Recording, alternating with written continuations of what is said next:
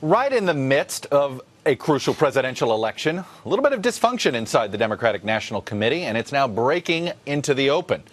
2 of the 5 vice chairs of the DNC are now basically in open revolt against the current chair of the party, Debbie Wasserman Schultz. The internal acrimony first erupted when Vice Chair Tulsi Gabbard says she was disinvited to last Tuesday's Democratic debate after she issued a public call for more debates. It's a call, actually, she made on this show in particular. Well, now another vice chair is speaking out, R.T. Rybak. He is accusing the chair of the DNC, Wasserman Schultz, of making statements that are, quote, flat out not true, when she suggested that the party's officers were consulted about the debate schedule. Not only that, Rybak tells the New York Times that Wasserman Schultz has become a potential threat to the 2016 race. Quote, the Democratic National Committee staff has never been stronger. The one thing that could stop us from having a great election coming up is if the chair continues to create these self-made dramas that are below what a chair should be. Well, I'm joined now by the man who just said that quote, a DNC vice chair and former mayor of Minneapolis, R.T. Rybak. Mr. Mayor, thanks for coming on MTP Daily. Thanks, Chuck. You know, in that piece in the New York Times, the one thing you said that also caught my eye was that you regretted you waited this long to speak out. Why? Well, this is part of a long pattern. You know, Chuck, for context, this is played out as Debbie Wasserman Schultz and Tulsi Gabbard, but it's really more about Ruth Bader Ginsburg and who's going to appoint her successor to the Supreme Court. We have to elect a president. The job of the DNC, the Democratic Party, is to help bring this big, huge tent together, and I think the current chair, I've seen, unfortunately, over many months, seems to be unable to bring this big tent together. And a lot of us have spent a lot of time trying to coach her through that. A lot has been going on behind the scenes. And frankly, I felt it was important to play this out now so that we can do what we can to hold that tent together, reach out to all parts so that we don't have this blow up, say, before the convention when we're trying to get people together or before the election. Is this about debates, first and foremost? Well, the current discussion is about debates, no question about it. There's a policy difference. The chair feels we should have 6. Several other of us feel that we should have more debates. Much of the party feels we should have more debates. What I think a chair should do is to hear that, and if she feels strongly that she is the right position, then open up the process, tell people why, explain that, but don't tell people that you've already got people like me and Tulsi Gabbard signed on, which you don't. Don't then call Tulsi Gabbard and I people telling untruths. You know, the fact of the matter is, what we really have to do is to bring people together. I've been in different campaigns, the Bradley campaign, the Dean campaign, the Obama campaign. When you have campaigns that start off as insurgent campaigns, you get a sense that everybody's against you, almost a paranoia.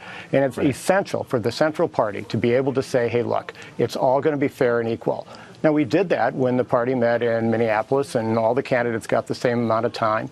And frankly, I don't believe the conspiracy theory that this is something about Hillary Clinton. You don't? The fact Do you of the think matter that is, you don't believe that that the chair of the DNC is doing the bidding quietly of the Clinton campaign, saying, hey, 6 is all we want? No, I don't. I think the chair and I have a straight-up policy disagreement. I could be wrong, but I don't think so. I think, however, the way she arrived at it was to simply make this statement, ignore those of us who gave her good advice behind the scenes about how to bring people together, how to communicate that, how to try to give a little bit of ground to people who feel differently than her. And she has, I think, fairly recklessly ignored that advice and thrown a lot of gasoline on the fire. And this is about more than one person. Let me interrupt here a minute. Yeah. When you come, are you concerned that the excitement that's been generated around the Republican debates will lead to more excitement about Republicans and the lack of Democratic debates? Then, therefore, there's sort of a vacuum here for Democratic activists who feel as if, hey, they want their nights too. I absolutely feel that. Let's face it, when Republicans and Democrats talk a lot, people will vote for Democrats. We've seen that with what the Republicans put on with their show and what the Democrats put on with a debate that was about grown-ups talking about big issues. We have the right candidates and the right issues. We are the substantive party with the right vision. All we have to do is get that message out. So no, I don't like sitting around hearing the other party talking about some crazy stuff that has no counter any more than I like a Vikings bye week. But the difference between those is that we're talking about the future of the country, and the Democrats haven't been on the screen. Now, you saw the other night, when Democrats get on the screen, we soar. Do you think Debbie Wasserman Schultz should stay as chair of the party if this can't be resolved? I have serious questions, and it's not just about the debates. The fact of the matter is, sometime in the month or two before the convention, somebody's going to win or lose. It's going to be essential for the leader of the party to be able to say to everyone, look, it's been fair, we need you now, let's all pull together. That's what Democrats want. I think the only thing that's going to mess that up, frankly, is that I don't think the chair right now is in the position to be that peacemaker who builds that big tent for all of us. And there are so many people who want this to happen. Do you have an idea of who would be that person? I don't have an idea of who that would be that person, but I think right now we need to call that question, because we can't call that at that point. We have to go into this election with all of us being scrupulously neutral, being able to reach out to every side, because we got great candidates. And more important, have activists who need to be brought in.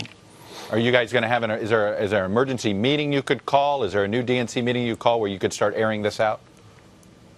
Well, we have aired this out quite a bit, and we will continue to air it out. The people who run the DNC, Amy Dacey and her team, are wonderful people, and we will continue to stay in contact.